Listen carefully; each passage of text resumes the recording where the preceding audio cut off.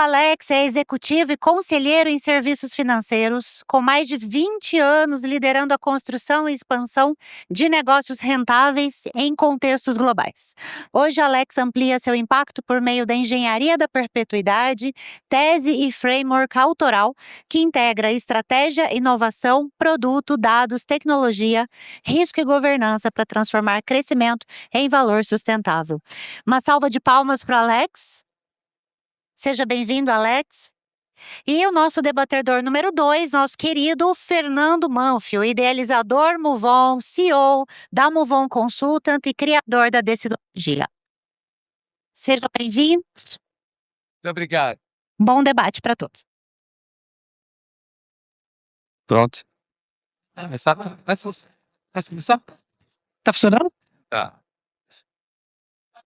Boa tarde, tudo bem? Bom, vamos lá. Um tema hoje bem diferente. Convido a todos aí para essa próxima 45 minutos que a gente vai trazer um papo para vocês aqui. É um super prazer estar aqui nesse palco hoje junto com o Manfio. A gente vem debatendo, trocando essa bola aí ao longo desse primeiro semestre. E o que a gente traz aqui hoje é um pouco o resultado de uma provocação. Uma provocação que tem fundamentos, tem tese por trás, olhando um pouquinho para as empresas aqui no Brasil e pensando um pouquinho, a gente fala sempre muito de crédito, fala sempre muito de negócios, mas o que a gente não fala normalmente é o que está por trás do sucesso ou insucesso das empresas. Então, quando a gente está falando das decisões que acontecem no dia a dia das empresas, a gente vê muita empresa hoje que dá sucesso, vê muita empresa hoje que quebra, e muitas vezes você olha para essas empresas e fala assim, qual é a diferença entre uma e outra? Porque quem está olhando de fora fala, aquela ideia de produto, aquela ideia de solução, muitas vezes era até melhor do que a outra que não está dando certo. E aí o que eu e o Manfio vamos propor trazer aqui hoje é um debate um pouquinho sobre, será que quem está liderando, se quem está no dia a dia nessas empresas está realmente presente? Essa pessoa está tomando a decisão que traz mais valor para aquele negócio? Será que o que a gente está debatendo nessas empresas realmente está trazendo uma discussão coletiva? Hoje de manhã, quem estava aqui na abertura, o Pedro Chamuleira trouxe uma discussão muito bacana sobre o eu, o nós e o todos nós. E quando a gente fala disso, é aqui que está esse lugar de colaboração, está esse lugar de você poder confiar um no outro. E esse é um pouquinho do cerne do que a gente vai trazer para vocês aqui nos próximos 45 minutos, que é, será que o sistema que está aplicado nas empresas que a gente trabalha hoje está levando as empresas realmente para gerar valor, para gerar algo para o mercado? Ou o que a gente está trazendo ali é mais uma geração de calor, é muita energia, muita energia ruim, muitas vezes muita quebra de brigas, muito conflito, e na prática essas empresas não estão gerando um processo e um sistema que promove o resultado contínuo e o crescimento. E aí eu acho que nada melhor que ouvir o Manfio aqui falando um pouquinho sobre decisão, porque é nesse lugar que eu acho que a gente tem que decidir querer fazer uma empresa melhor. Eu acho que a gente... Bom, boa tarde para vocês que não me viram de manhã, né? A gente tem se preocupado, eu e o Alex bolamos esse momento aqui com vocês, que a gente tem se preocupado muito com as decisões empresariais, né? Existe hoje ainda muito desperdício de talento, desperdício de saúde e desperdício financeiro desnecessário nas empresas, né? Que é um modelo mental que está ainda muito enraizado na sobrevivência, num jeito de decidir de forma mais automática, menos reflexiva. Então a gente propôs esse 360 no sentido de como que a gente consegue olhar, né? Parece até uma coisa meio etérea, né? Porque quando a gente começa a falar de ser humano tomando decisões nas empresas, nem todo mundo se conecta, que é um humano que está decidindo e que esse humano precisa melhorar a sua própria decisão. A gente sempre joga para a empresa. Não sei quem viu minha palestra de manhã, mas assim, eu estava falando que assim, as empresas não sofrem. Quem sofrem são os humanos. As empresas perdem dinheiro, mas não sofrem. Não tem essa capacidade de sofrer uma empresa. É o ser humano que sofre, que está lá nessa empresa. Então, quando a gente olha para isso, a gente vai cair numa ficha óbvia, né? Óbvia, que somos nós a transformação que a empresa precisa. Né? E quando o Pedro trouxe, você falando lá de primeiro, tudo começa de mim para mim mesmo. É eu comigo mesmo. né? A gente começa no indivíduo, do indivíduo para o coletivo e do coletivo para todo mundo, para o mercado, seja o que for. Não adianta querer corrigir os processos da empresa trabalhando somente a estratégia corporativa ou somente grupos de liderança. Você precisa trabalhar a si mesmo. Então, um pouco disso é o que a gente vai falar hoje, e a gente vai falando, pode me interromper, tá? Hoje, com o IA, vou perguntar para vocês, a gente está decidindo melhor ou somente mais rápido? Eu tô vendo os mais rápido ali. Mais rápido. Mais...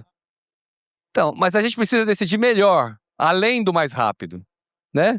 Então, mais rápido vem na sequência, porque mais rápido, mal decidido é pior, né? E no crédito está acontecendo muito isso. Muita gente gerando crédito mais rápido, mas menos eficiente. A inadimplência sobe 93 milhões lá em cima. A gente precisa aprender a aguentar a dor, que é, gente, você não é um robô automático, né? Você é um ser humano. Né? Você acha que tá mais rápido ou tá melhor, Alex? Totalmente mais rápido. Como é que foi lá na Jeito? Não, eu acho que hoje em dia a gente está super decidindo mais rápido e que se a gente não tiver processos em que a gente realmente estruture a decisão para ela ser raciocinada e em prol do coletivo, e quando eu falo em prol do coletivo, não é prol do coletivo pessoas, é prol do coletivo para entregar o propósito que aquela empresa nasceu. Porque quando a gente cria uma empresa, ninguém cria uma empresa pensando só no lucro. Normalmente o founder de uma ideia, de uma empresa, ele está pensando assim, eu quero transformar o mundo nesse pedaço ou naquele pedaço, ele quer gerar uma causa. Só que o que acaba acontecendo é que essa causa não se perpetua. Essa causa não vira o ponto central dos debates do dia a dia da empresa. E aí, se a empresa não está vivendo na sua cultura exatamente para onde ela está querendo ir, para onde ela está mirando, as decisões acabam sendo decisões de curto prazo. Você não está olhando para o último pedaço onde você quer chegar. Qual é o propósito que você quer entregar de valor? Empresas que têm propósito forte e que têm times que trabalham com propósito forte, eu tenho observado nas conversas e que crises acontecem.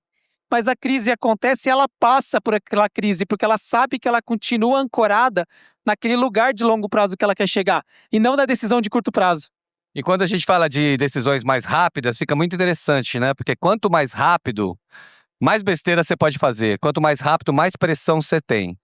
Então a gente precisa inverter um pouco o processo. Eu brinco que existe hoje no mundo de IA, falei hoje de manhã, vou falar de novo aqui, existe uma brincadeira que eu faço que existe IA2, né? Porque essa intenção que o empreendedor teve, muitas vezes ela é verdadeira, ela é coerente, ela tem um bem para o mundo, mas ela se perde na desatenção dele. Durante a vida de uma empresa, ela vai ficando cada dia mais desatenta e cada dia mais, muitas vezes, esquecendo a sua própria origem, esquecendo para que ela nasceu, para que aquilo foi construído. E a gente vai se perdendo nesse momento, falando que as decisões mais rápidas são a solução e não são. Então, esse olhar de intencional, né? É uma questão importante, porque a gente acaba perdendo a nossa intenção. Agora, sai daí. Quem perde a intenção é a empresa? Lógico que não, né? É a cultura da empresa. É o ser humano que perde a intenção. Ele esquece aquela intenção e passa a decidir mais rápido. E aí chega a NR1, né? Chega a NR1 para falar, gente, né? Vocês não estão fazendo o que vocês precisam fazer. Vocês não estão fazendo do jeito certo que vocês precisam fazer, né? Vocês acabam não fazendo. Diante disso, a gente perde tempo, saúde das pessoas, saúde financeira da empresa. A gente perde, procrastina muitos sonhos, e aí por aí vai. Num lugar onde a gente não percebe que não está fazendo o que é melhor para fazer. E a NR1 nasce disso, né? É tipo, vou botar uma lei para ver se esses adultos se comportam como deveria. Na prática, se a gente parar para pensar, a NR1 ela é uma lei, mas a forma como a gente vai observar se a gente realmente vai trazer resultado desses próximos passos ou se vai ser só mais uma lei, vai depender da forma como a gente vai olhar para ela. Por quê? NR1 é uma regra para ser seguida. Agora, qual é a causa raiz desse problema mesmo, se a gente parar para pensar? Será que a gente não está vivendo um tempo em que, juntando IA, decisões mais rápidas e as pessoas querendo fazer as coisas com mais pressa e com o eterno foco da eficiência, será que a gente não está pressionando um sistema que talvez é um sistema que não está bem estruturado? Será que a gente não perdeu aquele lugar que tinha no passado da relação humana, em que a pessoa ouve de verdade, com empatia e com simpatia o que a pessoa está vivendo? Será que no momento que eu bato papo com um funcionário e estou conversando com ele sobre um tema, de uma meta, de um resultado, será que eu estou prestando atenção em todos os subconscientes que tem por trás daquela cabeça? Porque ele tem várias histórias que foram acumuladas ao longo da vida, que são somadas para ele chegar naquele momento e tá entregando ou não está entregando. Ou ele não está só no contexto da vida ali no trabalho, ele tem vários outros contextos que estão aqui por trás, pairando ele no dia a dia dele, e que às vezes a gente não está prestando atenção. E aí soma tudo isso, que é um lado do compreender o ser humano, com o lado da empresa também, porque você pode ter um ser humano super bem resolvido, um líder super bem resolvido, aquele chefe que você fala assim, cara, ele foi o chefe da minha vida. Mas na prática o sistema da empresa pode não estar bem organizado, porque ele não está em prol do coletivo, ele está em prol de gerar competições internas. E se isso acontece, não vai ter NR1 que vai resolver. Você precisa ter a NR1 como diagnóstico, mas a forma de resolver esses temas é ter mais consciência do indivíduo e mais consciência se o sistema da empresa está levando a empresa a construir de forma coletiva. Saiu uma pesquisa essa semana, não sei se vocês viram, sobre 178 CEOs falando sobre a satisfação do CEO com o desenvolvimento, com o seu RH, vamos dizer assim. Mas não é bem com o RH, com o desenvolvimento humano que ele tem para a empresa. Que ele terceiriza, o CEO terceiriza para RH. E aí a pesquisa é absurda, porque ela fala que 66% ou 70% deles não estão satisfeitos com o seu RH. Né? E quando você fala de RH, em todos os trabalhos e comportamentos humanos que são feitos nas empresas. Porque se tivesse tudo isso funcionando, não precisaria NR1. A NR1 só vem porque não está funcionando. E a pergunta que fica além dos RHs é que poder o CEO, quanto a gente investe hoje de verdade em desenvolvimento humano? E quando eu falo desenvolvimento humano, eu falo do poder humano. Né? Quantos CEOs dão prioridade para desenvolvimento humano? Quantos CEOs botam uma pessoa de RH no comitê executivo? Então não é só falar de RH, é fácil, mas quantos CEOs dão esse poder, dão essa importância, não cortam orçamento? O que está acontecendo nesse mundo? A gente precisa entender que trabalhar ser humano é trabalhar sua consciência, não seu comportamento. Né? Porque o comportamento, de novo, um ser humano consciente sabe muito bem como se comportar. E para olhar para isso, é meio amargo, né? Porque a gente vai ver uma cadeia aqui, é a sua parte agora. Não. Vai ver uma cadeia sequencial aqui que vai caindo de ponto a ponto do ser humano até a ponta, né? Na verdade, até trazendo para vocês um ponto, eu acabo de voltar recentemente de um curso sobre IA na Berkeley, mas não foi o curso de IA que todo mundo está buscando, que é para falar sobre tecnologia, sobre desenvolvimento. Era um curso de IA para a gente falar sobre a ótica da neurociência, que é, todo mundo fala que a IA vem para esse lugar de trazer para a gente uma maior consciência, uma maior humanidade. Mas o que é isso? A gente não consegue tangibilizar. Na prática, algumas pessoas até podem falar, não, a IA vem para trazer um lugar em que ela vai automatizar processos e vai sobrar para as pessoas tomarem melhores decisões. Mas não é bem isso. Na verdade, o que a gente tem que pensar que a IA vem trazer, ela vem trazer um potencial de execução para a humanidade como antes a gente nunca teve. Mas para a gente exercer bem isso, a gente vai ter que estar mais do que nunca presente naquele momento. A gente vai ter que olhar para o que está acontecendo na decisão da companhia e entender se ela está indo para o caminho certo. Você quer ver uma das coisas que quebram completamente isso? É o que eu estou trazendo aqui nesse desenho. A gente historicamente construiu empresas quebradas em departamentos. Era o departamento A, o departamento B, o departamento C. Mas a gente está montando essa empresa para atender um cliente externamente. E esse cliente do lado de fora, ele não quer saber se o problema está na empresa, no departamento A, ou no B, ou no C. Mas é só você colocar um problema ali de NPS, um problema de reclame aqui na empresa, você vai ver um monte de gente apontando o dedo para o lado e falando assim, ó, o problema está na outra área, o problema está na área A, na área B, na área C. As pessoas não estão olhando coletivamente dentro da empresa para entender o processo de ponta a ponta, para pensar assim, como que nós trabalhamos de forma coletiva para entregar aquilo que o cliente quer, porque o cliente não vê isso. O que o cliente vê é uma etapa de descobrir o produto, de comprar, de acessar o crédito, de usar, de ser atendido e ter uma etapa de cobrança. Eu fiz um experimento já tem 10 anos, ainda na época de Carrefour, em que a gente começou a trabalhar com times que não eram organizados mais dessa forma. Eles eram organizados por times multidisciplinares em cada etapa da cadeia. Então você imagina, você tinha a pessoa de vendas, a pessoa de fraude, a pessoa de canal de aquisição, de marketing, de crédito, todas trabalhando no time crédito, na hora da aquisição. Tecnologia, produto, todo mundo junto. Qual que era a meta desse time? Se acabava com uma falácia que é o quê? Um está tentando melhorar a satisfação, outro melhorar a venda, o outro melhorar o crédito. Não, está todo mundo ali em melhorar duas coisas, que é a satisfação daquele cliente e é trazer o maior resultado de margem líquida para a empresa. Parece simples, mas assim, quantas empresas fazem isso hoje? Não fazem.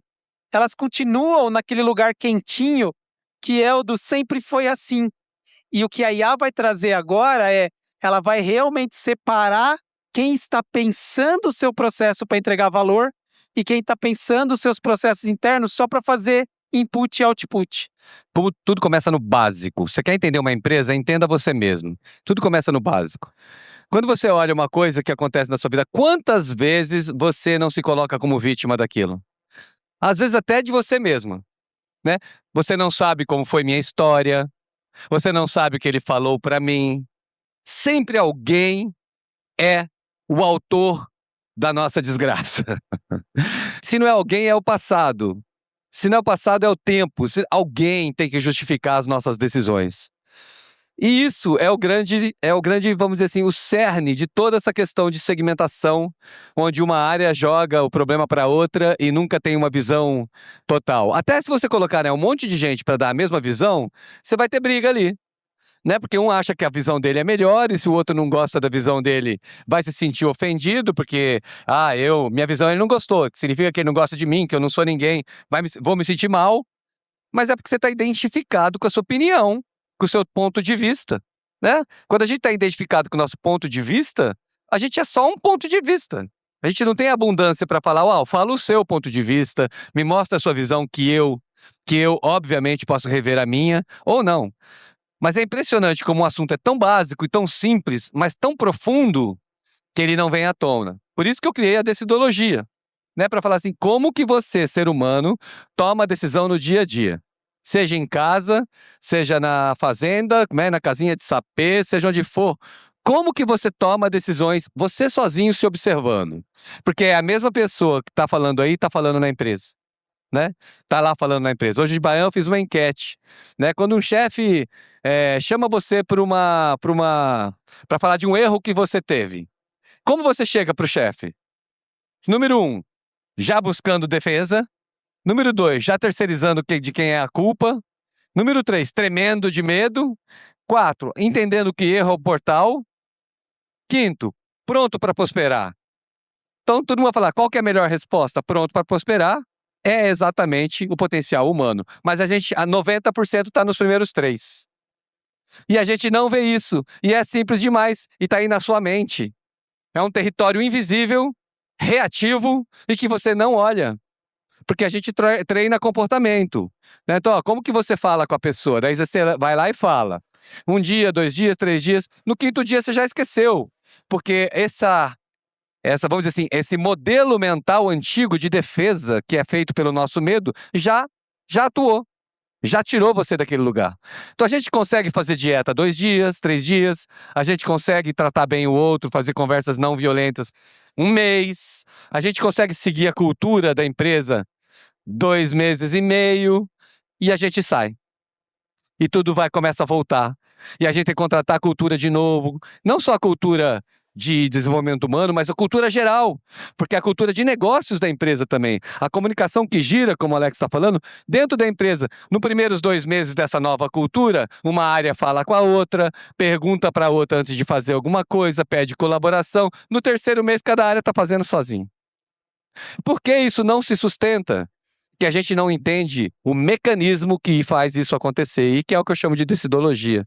A gente precisa entender o mecanismo de onde surge esse lugar meu, para começar a apreciar mais, ser criativo, ser amoroso, ser consciente, ser coerente.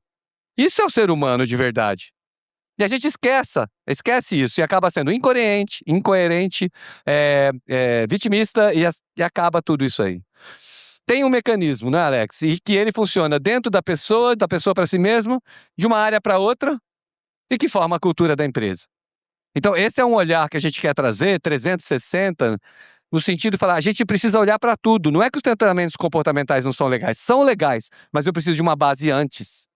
Eu preciso que a pessoa entenda por que ela se comporta daquele jeito, não treinar um novo comportamento, né? E o que é legal do que o Muff está trazendo é que, assim, quando você vai estudar as empresas que deram certo e as empresas que não deram certo, o que você mais vai ver é falar o seguinte, que a gente pode falar de toda a parte técnica.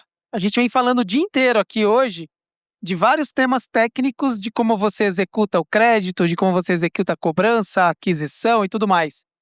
Mas não é isso que diferencia. Eu posso falar assim, olhando aqui ao longo da experiência e vendo as empresas, o que diferencia é o que a gente está trazendo aqui.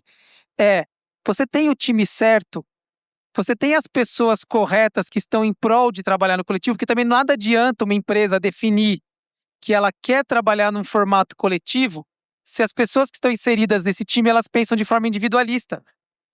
De nada adianta você trabalhar uma cultura dentro de uma empresa de mega sucesso se você não for resiliente a ponto de continuar mantendo aquilo funcionando, a empresa volta para o estado natural, porque o natural, e aí uma pena para nós aqui, mas ela ainda é mais forte nos países latinos, é levar para esse lugar do conflito, para esse lugar do emocional, e aí isso acaba fazendo com que empresas que você tem no exterior conseguem permear a cultura por gerações muito mais fácil do que empresas aqui no Brasil. Mas para não ficar só nesses exemplos, eu vou trazer um que bate muito na perpetuidade. Dá mais pra frente? Não, pode deixar. Vou bater um que bate muito na perpetuidade, que é o seguinte. Antes de passar esse conteúdo aqui, eu vou trazer só um pouco do que eu tenho observado. Tem empresas que, quando ela está nascendo, lá no início, né, super comum, ela vem com uma ideia inovadora, ela começa a crescer e ela fala assim, caramba, eu quero testar essa hipótese porque eu acho que isso aqui tem um impacto enorme.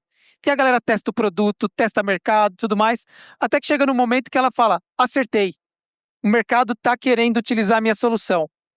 Esse é um momento em que normalmente a empresa pega o primeiro investimento. Essa é a hora, já desde o início, que a empresa deveria começar a pensar em o que eu tenho que tomar cuidado hoje se um dia eu tiver muito sucesso. Sabe por quê? Porque muitas das empresas que a gente está vendo que quebram todo ano, que vão para a recuperação judicial, ela tem uma jornada de sucesso, mas ela não fez os acordos certos lá no início. Quando chega nesse momento, é sócio que briga, é departamento que briga com outro, é cultura que não está bem estabelecida, e se não está bem estabelecida, a empresa quebra por besteira. Quantos empregos, quanto potencial que você teria no Brasil que a coisa não anda? Tem as empresas que até fazem isso bem, mas na hora de acelerar, ela fica naquele lugar, continua inovando, ou eu vou fazer a organização dos processos, do risco, da governança da companhia e tudo mais. E aí, nesse equilíbrio, ela não sabe se ela fica 40 de um lado, 40 do outro. Normalmente ela fica ou 0,80 ou 80,0. E aí o que acontece? Cresce torta. Empresa que cresce torta, ela, em algum momento ela vai morrer, porque ela não está bem estruturada. E aí, como eu falei que ia trazer um exemplo de uma grande e não brasileira, não sei se vocês sabem, pela história, uma empresa que quase quebrou depois de ter uma fase super maravilhosa foi a Amazon. E por que a Amazon quase quebrou? Porque o founder da Amazon, ele tinha uma cultura, ele tinha um estilo de liderança, ele tinha um estilo de como ele acreditava que aquela empresa tinha que funcionar. E enquanto ele fez aquilo, a empresa voou. No momento que ele não está mais ali na operação, a pessoa que o sucedeu veio com ideias completamente diferentes. E aí o que acontece? Aí a cultura da empresa começa a quebrar, porque deixou de ser aquilo que todo mundo do coletivo acreditava. Imagina, não foi um processo aqui de baixo, veio de cima. Eles trocaram rapidamente e o processo seletivo era: precisamos trazer alguém igual ao founder original. Porque é isso que faz a empresa funcionar. E aí, trazendo esse exemplo aqui, é a mesma coisa. Adianta uma empresa definir que o processo tem que seguir de ponta a ponta, e ela vem e fala, ó, gente, a gente não vai mais trabalhar pelo processo de departamento, a gente vai trabalhar por etapa da jornada do cliente, ok? Ok. Só que assim, se eu não me dou bem com o Manfio, que está no outro departamento, e a gente não consegue acordar como vai ser essa passagem de bastão, vai ter uma quebra aqui. E aí, é incrível. Eu trabalhei já liderando áreas de risco operacional. Você mapeia os processos dos departamentos e eles funcionam 99%, 100% aderentes. Só que mesmo assim o processo não funciona. Sabe por que ele não funciona? Porque o erro não está em cada departamento, está na passagem de bastão. Né? Teve um caso que aí, vivendo minha época de Serasa, em que hoje a Serasa está entregando score em 25 dias para o mercado. Da ideia até a entrega, 25 dias. Alguém tem uma ideia do que era há 5 anos atrás? Algum chute de um número? 90? 400 dias. Era o tempo de uma ideação até a entrega de um produto. Sabe por que isso acontecia? Porque, na verdade, você tinha que passar por 8 áreas diferentes, em que quando uma terminava, a outra tinha que entrar na fila para quando fosse pegar isso para olhar. A piada que eu fiz na época foi, é como se você tivesse uma corrida na Olimpíada de 4 por 100, e quando o primeiro cara chegou com o bastão ali para entregar para o segundo nem está no estádio ainda, ele está no hotel ainda, esperando que hora que ele vai vir para o estádio. Era isso que acontecia. Quantas empresas não acontecem? Tenho certeza que na empresa de vocês isso não acontece, mas na dos outros acontece. São empresas em que a passagem de bastão entre áreas e a troca também entre jornadas do cliente não acontecem. E aí, se isso não acontece, gente, você pode ter o modelo estatístico, os profissionais, você pode ter tudo. A empresa não vai prosperar. E isso fica totalmente invisível. Isso é que é legal a gente perceber, porque isso tudo começa dentro de nós, né? Quando você fala de uma área para outra, é como um encontro de um ser humano para o outro. Às vezes você está mal com você, porque você está brigando com você, e de repente você vai conversar com outra pessoa, e você vai brigar com outra pessoa, e por aí vai. Então, essa incoerência que a gente tem com a gente mesmo, na hora de como que a gente coloca. Porque assim, o que é uma decisão? Decisão é a forma como o ser humano se comunica no mundo. Basicamente é isso. A forma como você se comunica no mundo é através da sua decisão. Então, cada vez que você vai olhar, vai falar, vai trazer sua energia, você está se comunicando. Então, a pergunta que fica é como que eu estou me comunicando? Como eu estou me relacionando? Mas a gente sempre pensa em relação com o outro e esquece da relação com nós mesmos. E é fundamental a gente perceber eu estava vendo um número hoje, 9 trilhões, né, de desperdício financeiro, que era acho que 1% do PIB, né? Por questões de desperdícios das empresas, né? E se a gente olhar para o desperdício do mundo, a gente continua vendo isso acontecendo. Então, assim, qual que é a boa notícia que a gente traz? Que existe um potencial absurdo de prosperidade dentro de cada ser humano e de cada empresa. Né? Se for falar de quebra de empresa, a maior parte é por problema de sócios, por problemas humanos. Acho que 70% das empresas devem quebrar por processo humano. Não é uma estatística correta, mas é por aí. Se parar para pensar, pode ser humanos, pode ser nos sócios, pode ser entre executivos, pode ser entre departamentos.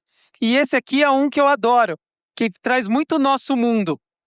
Normalmente, nas empresas que a gente trabalha, se não tiver bem desenhado, são áreas que normalmente estão, em vez de ela estar gerando energia, ela está cada um puxando a corda para o seu lado. Então, quem não viu as discussões eternas que existem entre taxa de aprovação e área de vendas? Quem nunca viu a satisfação do cliente e a cobrança?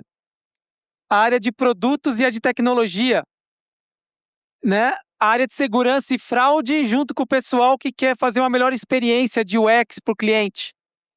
Tudo isso acontece nas empresas todos os dias. Só que aí aqui é uma pergunta, né, que a gente se faz. Se você tem pessoas tão competentes, vamos imaginar que as empresas fizeram processos seletivos e trouxeram os melhores em cada um dos temas. Ela tem dinheiro, ela está investindo, ela tem equipamentos, tem software, tem clientes, tem tudo. Por que em muitos casos não dá certo? Não dá certo porque o sistema não está desenhado para que ambos remem para o mesmo lado. E aí você tem duas áreas que estão ambas fazendo o seu melhor. A questão do líder, muitas vezes não é a culpa do líder, porque se você perguntar para o líder da área de vendas, ele vai falar, eu amo meu líder é sensacional, minha líder. Você fala na área de crédito, ele fala, o cara é muito inteligente. Só que você naturalmente desenhou uma empresa com metas que faz com que ambos os lados fiquem puxando uma corda. E aí o que isso acontece? Isso está gerando valor para o mercado? Não está. Isso está gerando calor. É um monte de gente gastando energia ali, gerando calor. Você está só gerando energia jogada fora. É isso que a gente quer? Não é. E parece fácil, parece óbvio, mas, gente, eu estou agora há 4 meses conversando com entrevistas com CEOs, com C-levels, com pessoas das mais diversas empresas. Quando você fala isso, ele fala, caramba, é óbvio. Só fala, ok, mas você não vai conseguir implantar isso amanhã cedo. Porque para você implantar isso amanhã cedo, você precisa revisitar os seus processos, você precisa que o teu time compre esse processo. Você vai ter que olhar para pessoas que eventualmente não nasceram para trabalhar nesse modelo, porque ele está há tanto tempo contaminado com o modelo de competir, que ele não sabe jogar o jogo do colaborar. Então a escolha de ser humano é importantíssimo. E aí entra toda a camada do Murphy da ideologia, que assim, as pessoas estão dispostas, eu adoro uma frase, por isso que eu vou tomar o lugar aqui, que é, as pessoas estão dispostas a, quando está ouvindo outra pessoa falar, ela efetivamente ouvir? Ou ela está assim, enquanto ela ouve uma pessoa falar, ela já está pensando em como ela vai ganhar aquela conversa? Porque ela está ali para competir, ela não está ali para somar nessa conversa e da soma sair uma decisão coletiva, uma coisa que é muito maior em termos de valor. Ela está ali para ganhar.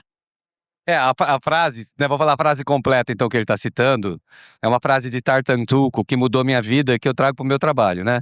Que a frase é a seguinte, as pessoas, eu e você, nós, né? Estamos dispostos a ir para a guerra por uma causa. E até abrir mão das nossas vidas, ou saúde, ou tempo, né? Nós estamos dispostos a ir para uma guerra. Imagina uma guerra de trânsito. A gente vai para a guerra, né? A gente está disposto a isso. A gente está disposto a perder, muitas vezes, saúde sempre aquela ansiedade que é um pouco de guerra. A ansiedade é um pouco de guerra, né? A gente está guerreando contra o tempo. Né? Percebe que a ansiedade é uma guerra nossa? A gente quer antecipar o tempo, mas não dá para antecipar o tempo, então é uma guerra sua. A gente está disposto a fazer isso, né? A ficar doente, etc e tal. Mas a gente não está disposto a abrir mão das causas dos nossos sofrimentos. Simplesmente isso. A gente não está disposto a abrir mão das causas que nos fazem sofrer. Então, se eu estou de dieta, por exemplo bobo, e vou comer um negócio que eu não devia, eu não estou disposto a abrir mão do que aquilo que eu estou comendo. E eu continuo sofrendo. Coisas bobas assim que são as mais importantes. Né? Eu não estou disposto a abrir mão da minha opinião naquele momento, né? E vou para a guerra na reunião, mas se não é o momento certo, eu não poderia falar depois, mas eu não estou disposto, eu vou para a guerra. Por que é sofrimento eu não dar opinião? Naquele momento, eu estou louco para dar a minha opinião, mas eu seguro, dói mesmo. Mas a gente não está disposto a ter um pouco mais de paciência. Olha só, paciência, a ciência da paz. Né? A gente não está disposto. A pergunta que eu faço para você é, o que você não está disposto a largar que você sabe que não é bom para você? Como ser humano, como líder, ou como área. Tem áreas, por exemplo, que a gente vê nas empresas que querem ter um conteúdo que não é principal. Às vezes, quando eu ia separar, por exemplo, crédito de fraude de cobrança, era uma tragédia. Porque para mim é um ciclo, né? O crédito é um ciclo. Eu preciso que todos funcionem juntos. Mas eu não estou disposto a abrir mão da minha área. Né? Eu quero a minha área para mim. Esse tema é meu. É eu que falo. Isso vem do nosso medo. E se o outro falar melhor? Que bom, né? Enriqueceu minha área. Mas não é assim que a gente funciona. E isso é inconsciente. Não é porque a gente é incompetente ou faz isso de propósito. A gente faz isso porque a gente não percebe como a nossa mente está funcionando. Né? E a gente tem, né, entre qualquer estímulo que venha nosso reativo e a resposta que a gente vai dar, a gente tem um intervalo. Tem uma possibilidade de exercer o livre-arbítrio da melhor maneira possível.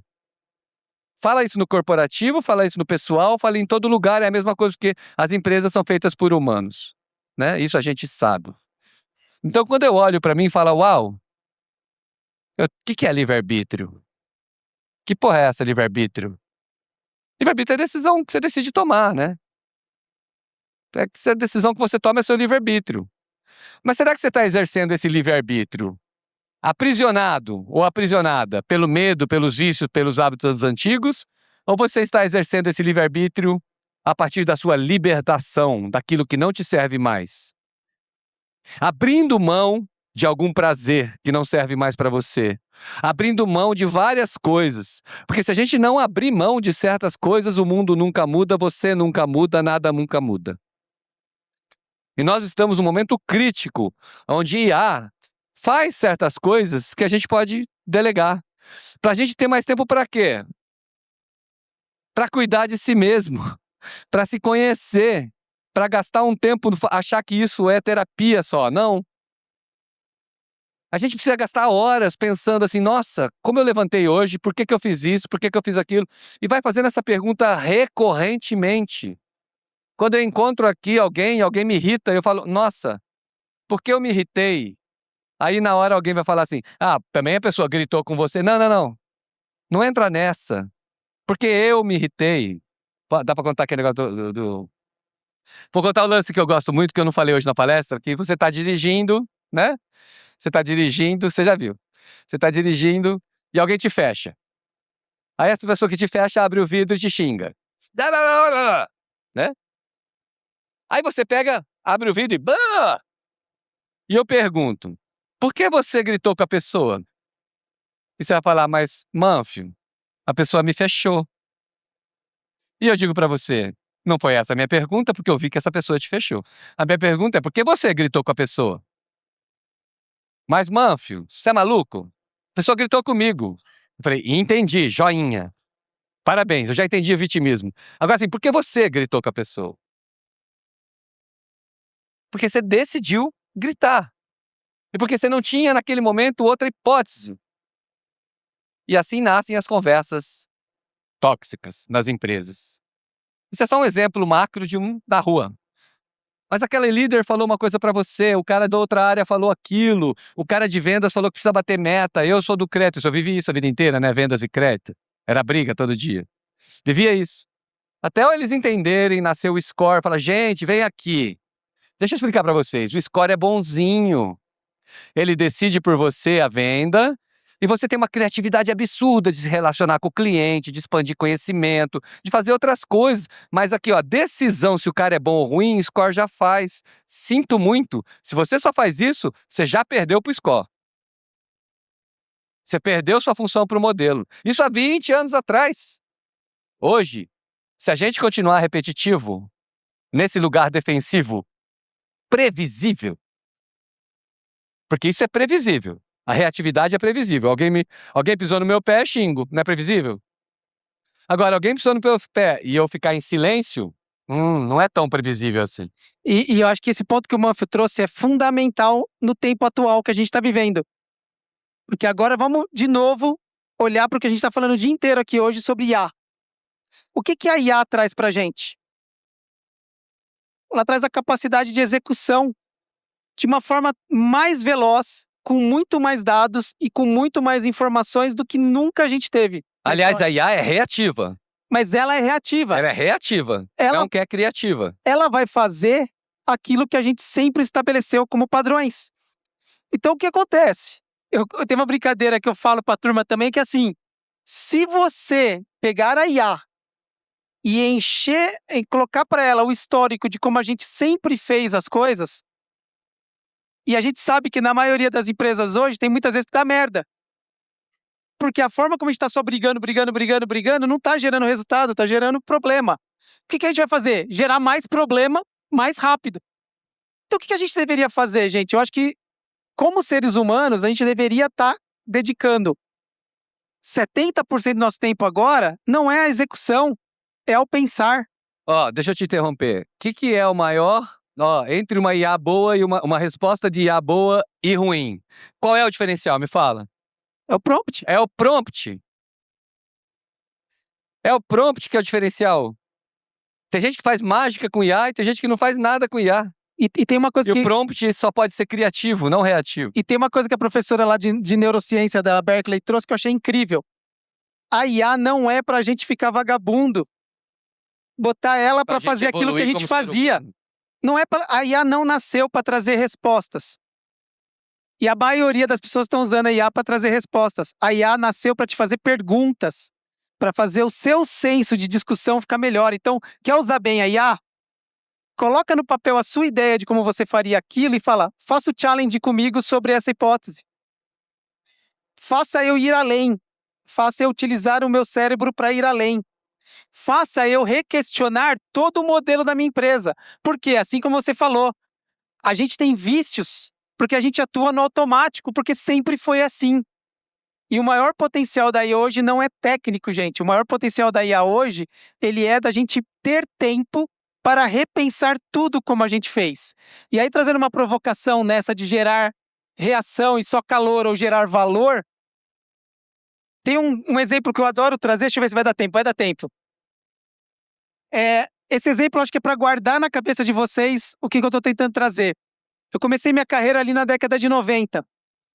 E eu lembro de passando ali na frente da secretária, ela estava com uma ferramenta super moderna da época, tinha acabado de ser lançada, que se chamava Microsoft Excel. E ela estava olhando para aquele Excel e ela estava fazendo uma coisa que ela pegava um negocinho de papel aqui e anotava no Excel. Eu perguntei para ela o que ela estava fazendo. Ela falou, não, porque a empresa disponibilizou essa ferramenta nova e o que eu enxerguei ali naquela ferramenta, ela não enxergou as fórmulas, os gráficos, a análise de dados, ela não enxergou nada disso. Ela olhou para o mundo do que ela tinha e o mais próximo do que ela pôde observar, o que foi?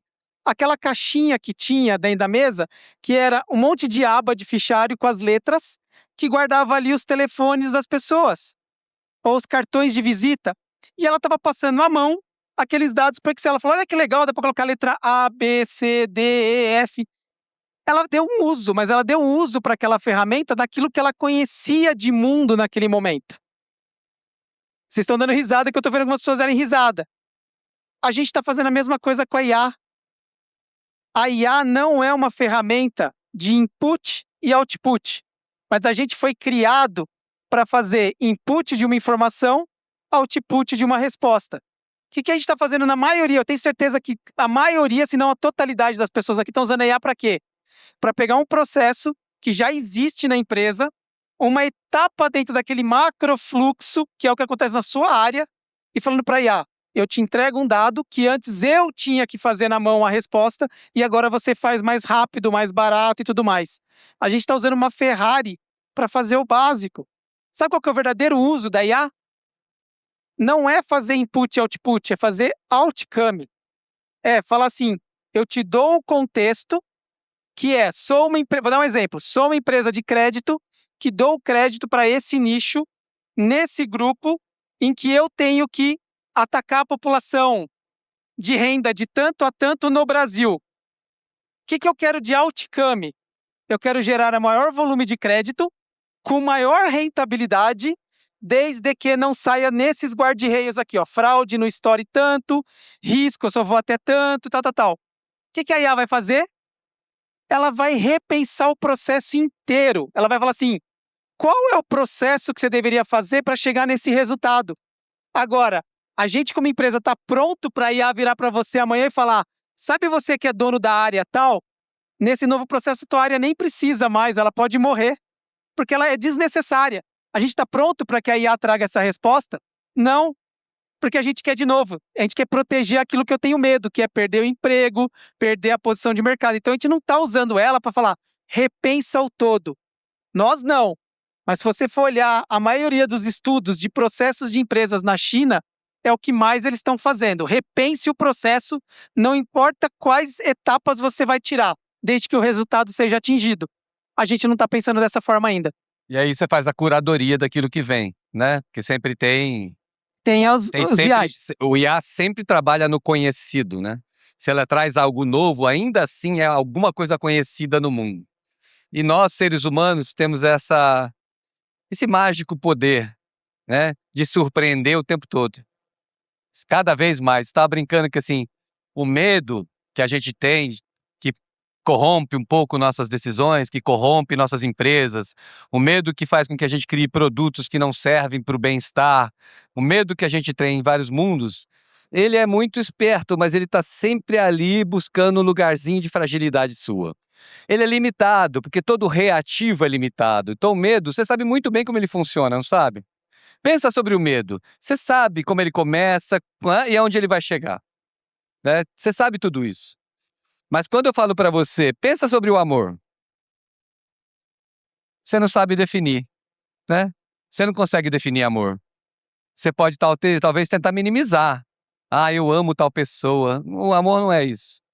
O amor é sustentabilidade, é criatividade, é abundância, é mudar a opinião quando precisa mudar, é receber o outro com o estado que está, é saber fazer uma conversa amorosa, é saber não ser reativo. Amor é saber segurar aquela tua vontade de falar aquilo e não falar porque não é o momento.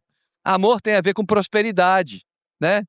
Então falar a palavra amor aqui nesse evento pode ser até estranho, embora seja mais comum no meu evento do que nos outros, mas assim, chame isso de amor de prosperidade. Está disponível para a gente.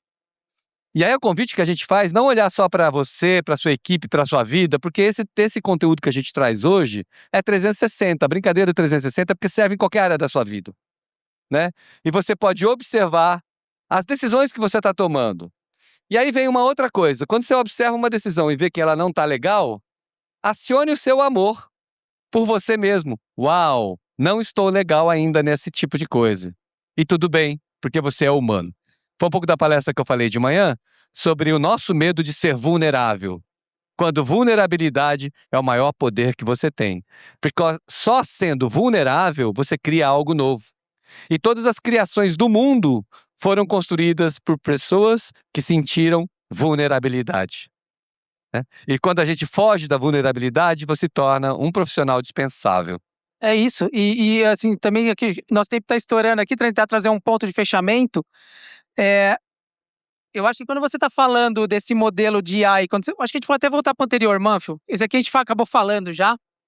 Eu acho que esse slide aqui ele fala muito quando a gente está tentando trazer um conceito de cada um de vocês aqui, voltando agora desse dia aqui para a empresa onde vocês trabalham, e tenta olhar o seguinte: se você está no papel de líder, o que está sendo a sua agenda no dia a dia? A sua agenda está sendo uma agenda de ir ali para apagar o incêndio do que está pegando agora, do que está o problema da semana, ou você como líder, ou o seu líder, ele continua ancorado em olhar o que é a visão daqui a 2, 3 anos. Porque o grande líder ele tem que estar ancorado nessa posição para ele trazer tranquilidade, porque desvios vão acontecer na rota, nada é linear no mundo. Mas ele traz a tranquilidade de que qualquer desvio de rota continua levando você para aquele lugar de futuro.